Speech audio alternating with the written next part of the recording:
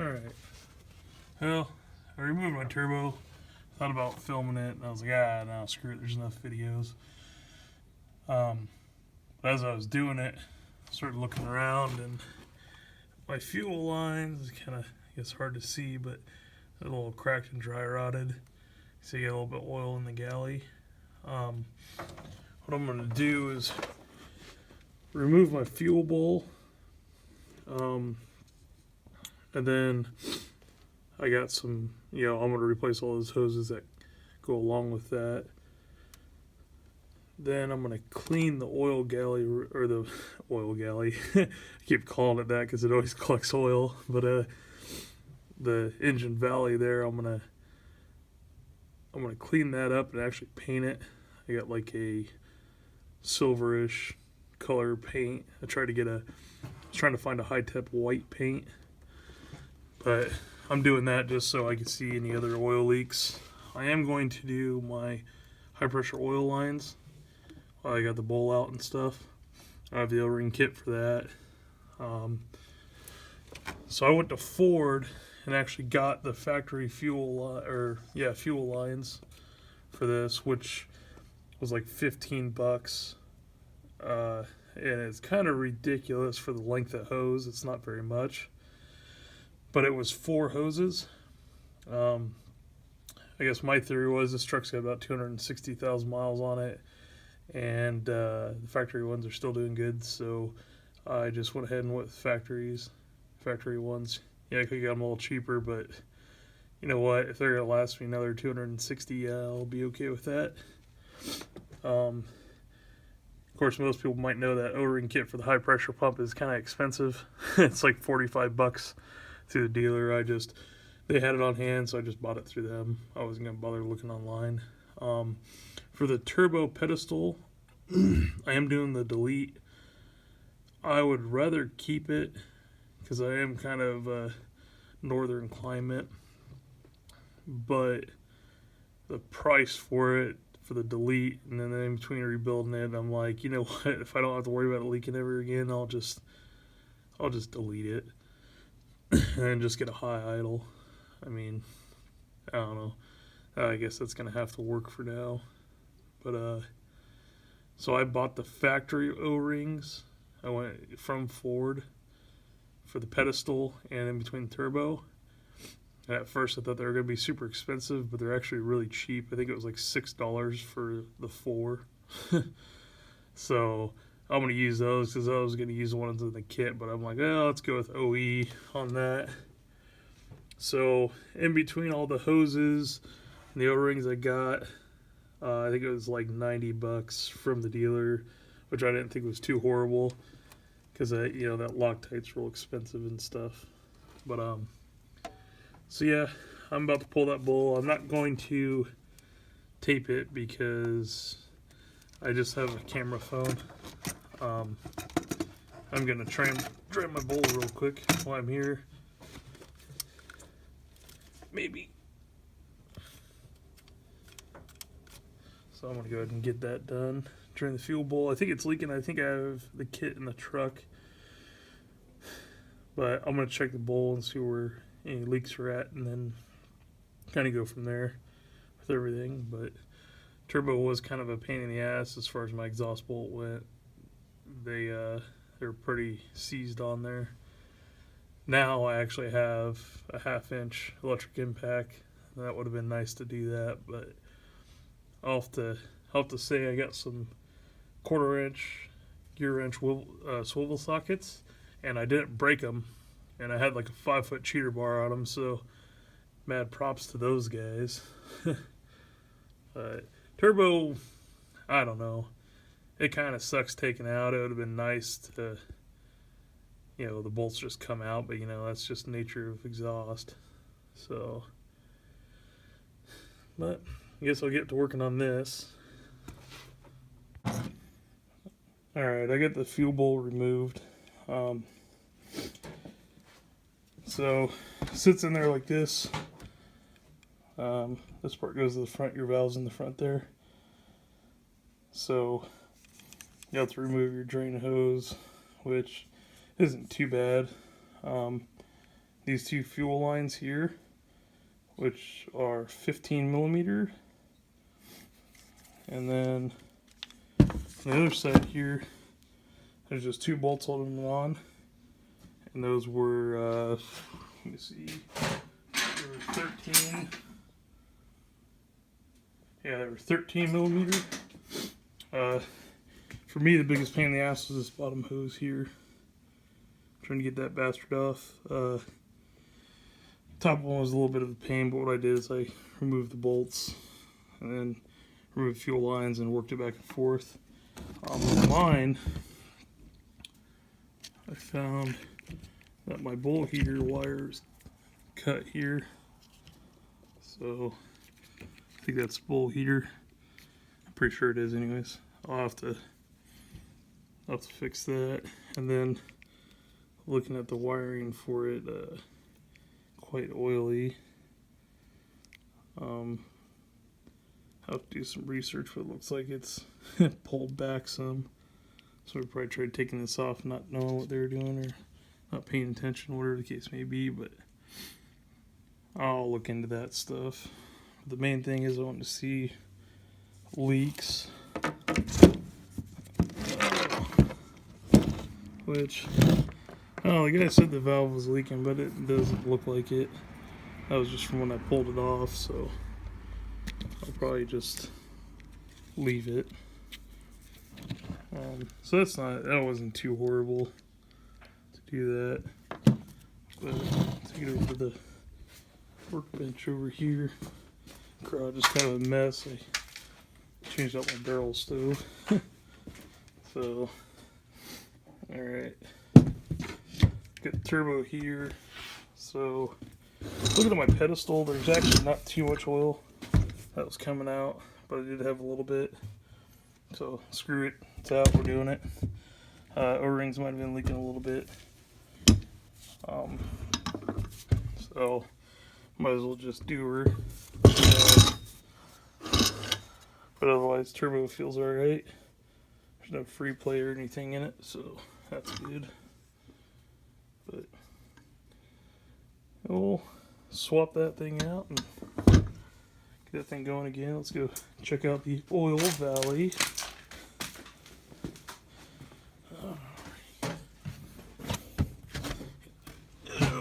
Get my spotlight here out of the way. So, try to set this down. This guy, right down here is where that bowl heater connects to. So, I think it's for the bowl heater. I don't know if it's that one or plug on the opposite side. I'm not sure. I'd have to trace wires to find out, but you see there's a lot of oil in the high pressure oil pump. I'm going to do a little bit more looking into it and see if I can find any other leaks, but I'm going to clean this valley up pretty good here and hope that my fuel pump isn't leaking, because I don't feel like replacing that one. I don't even want to attempt it unless it goes bad, but that's why I'm going to clean all this up and paint it the best I can with some high temp paint. And I guess we'll see what happens. I have a feeling it's going to be a bitch to clean this though. Okay, so to fix this wire here, it was pulled out, so I didn't have any extra wire, so I just went and got some. But got that soldered in, heat shrunk. Got fuel lines installed. I just got these ones tightened down. I kind of tightened these ones down just so they didn't fall off. Put the new fuel filter in it already. Cleaned the bowl out. I didn't have too much junk in it, but it did have a little bit of crap down in there. As far as everything else, this guy here, I'm actually go to the junkyard. There's one truck in the junkyard, and maybe I might steal some wires off of it, because these ones kind of pulled out some. So, but it seems to be working.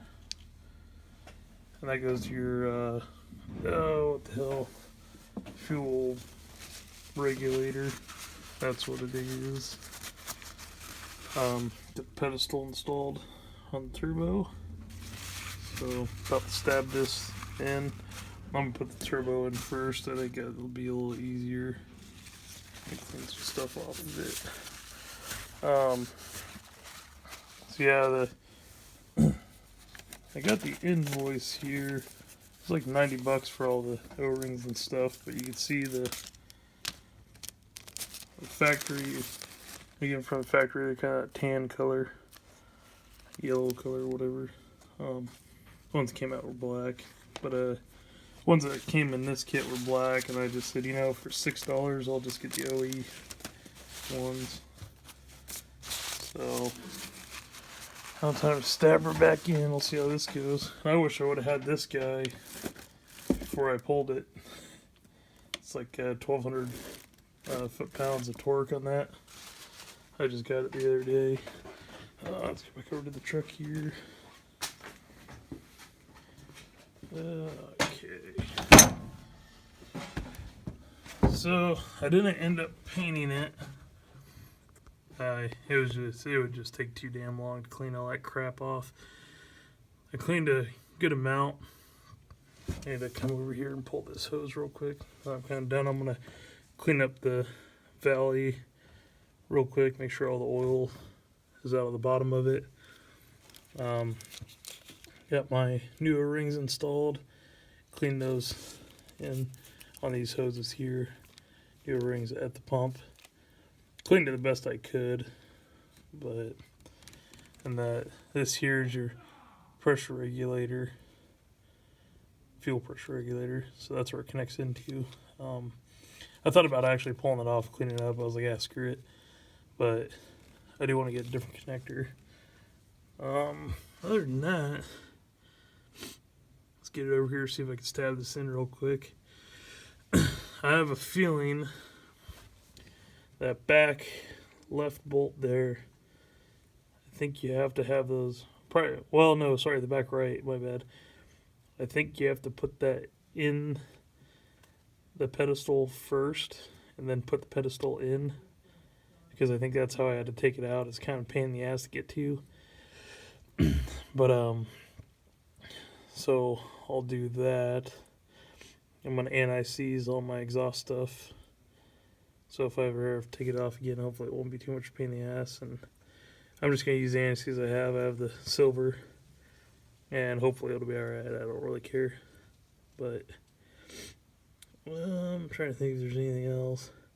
I've been using this piece of wood to lay on top of the engine. I kind of got it on the radiator support there, and then I put the other piece on top of the alternator and lay on top of the engine.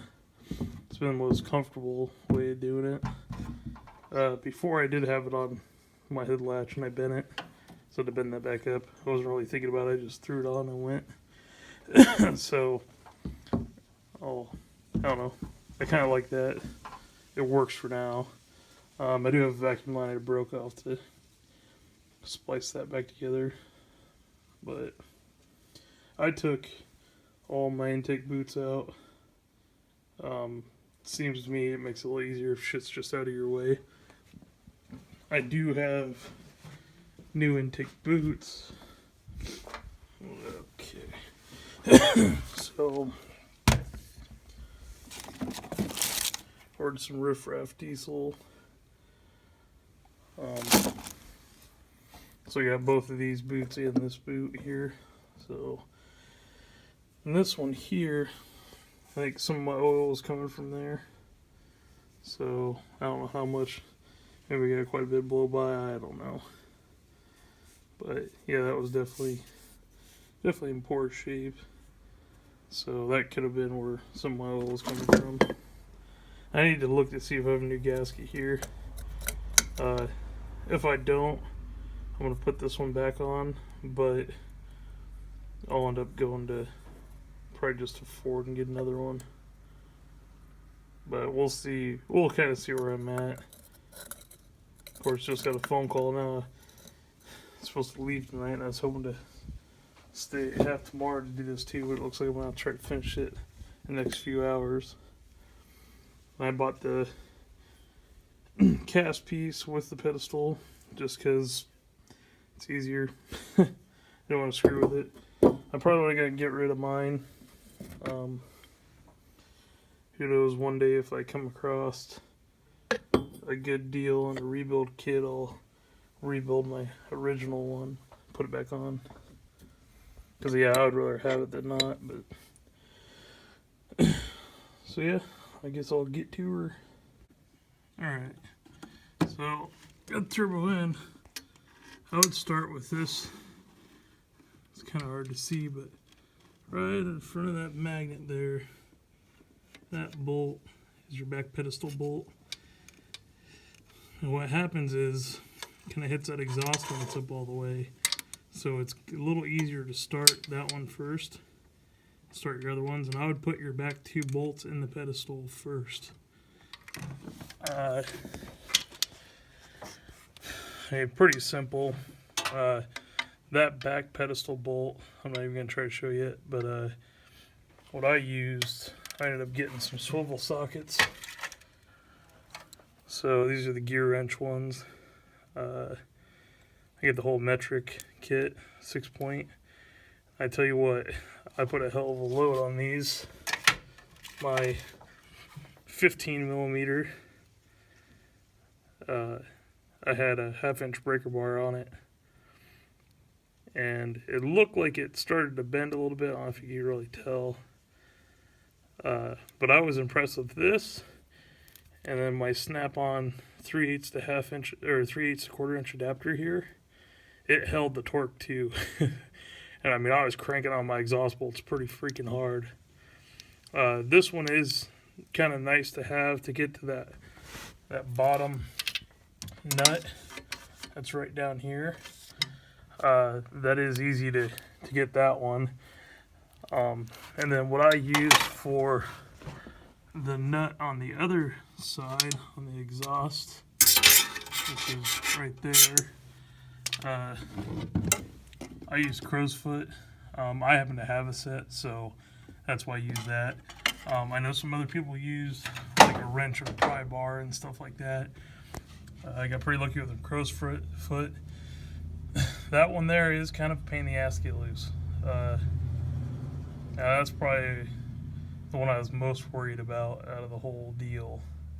And it seems like it's fairly easy to get to, but you can only get a wrench on a certain spot, and it's like I got stubby wrenches, but crow's foot ended up working. I was pretty glad. So now I'm going to stick on the exhaust exit, slap that on there, and hopefully I can get the exhaust on by myself.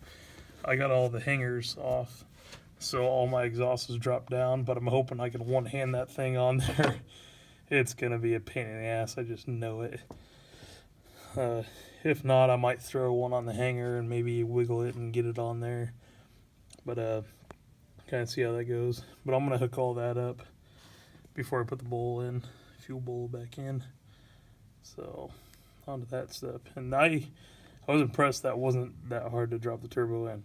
It was a hell of a lot harder getting it out. But I suppose more of a learning curve than anything. The one thing I do need to figure out is for the oil pressure switch for the exhaust valve. I don't know. I was just gonna, hopefully it doesn't throw a code. I'm sure it probably freaking will when I get, since it's winter time right now. Well, it's November, but I thought about just plugging it in. Just take it off the other unit, plug it in, and see what happens. But I need to do some more research. It's kind of hard to find information on that. So, oh, it's probably out there somewhere. I just haven't looked hard enough yet. So, I did do, on this side I put all new glow plugs in. I think, or no, wait. It might have been driver's side. I don't know, one of these. I put glow plugs in because I did have one that was bad. So I got a new gasket, put new glow plugs in, new solenoid on it when I first got the truck. So I think that helped out quite a bit. Hopefully my fuel heater will work fine without any issues. kind of like, that's gonna be a pain in the ass. Watch it blow fuses or something stupid. I did check the resistance on it before I did it though. It was like 2 ohms, so hopefully it'll be alright. Alright, got the exhaust on. I did have to end up hooking my 2 hangers up, and then went right on. Wasn't too bad. Didn't take me too long to do it. Now we're gonna go ahead and put the fuel bowl in. So got it prepped and ready to go, and we'll see how that works. And then patch a vacuum line, bolt on the rest of the intake stuff, and I'll be ready to fire it up. So hopefully I can get it running tonight. The main thing is that vacuum. I'm hoping I have something to splice that. I might have something, but I'm not sure. I know I don't have any hose, so. Alright, stab this bastard in. Alright, all finished with the turbo and everything. Did have a no start condition, and kind of give a little bit more information. This video is getting a little bit long, so I'll start another video for that portion.